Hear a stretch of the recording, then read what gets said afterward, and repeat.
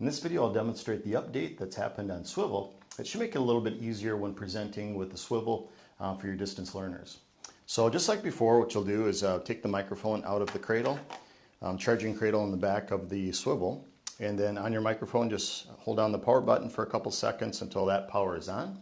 Once that power is on, go to the base, turn the power button on your base until it starts to basically wake up, and then we're going to turn on the tablet.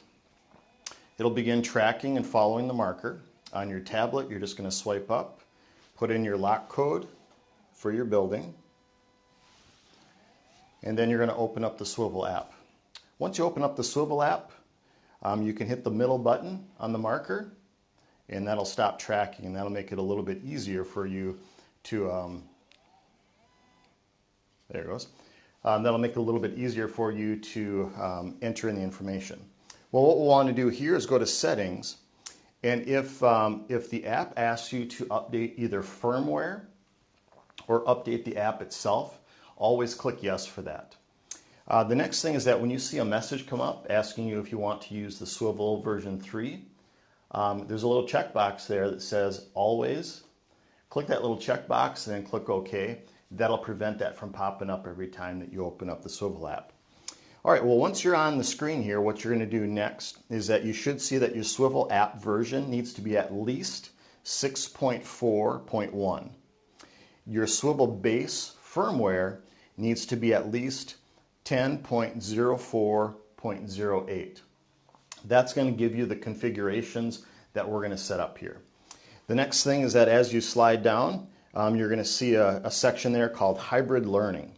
And that hybrid learning is designed specifically for teaching in a hybrid environment or a distance learning environment.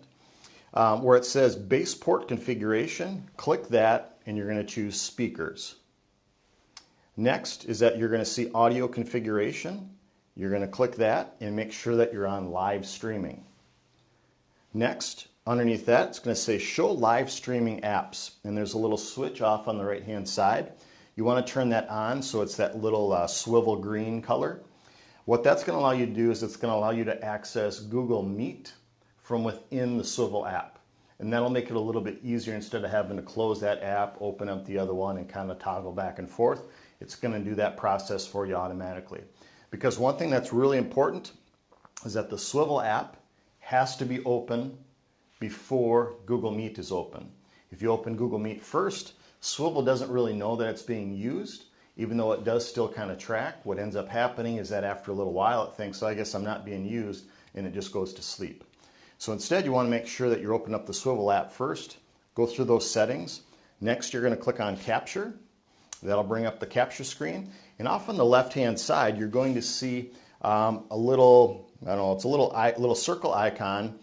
And when you click on that, it's going to expand and you're going to see the Google Meet logo. When you click on the Google Meet, it'll automatically bring up the Google Meet app, and then you can go to meeting code and just start typing in your meeting code for the Google Meet session that you're going to be operating in. The other thing is that we've ordered these little USB speakers, and I'll be coming around, or the building tech will be coming around and attaching these to the tripod on your Swivl equipment. What this will do is it'll connect to the base, and then as you're teaching and interacting with your distance learning students, if they have a question, their audio will come through on the speaker without any feedback. And that should really make the whole process of teaching with the Swivl and distance learners much easier for you and your students.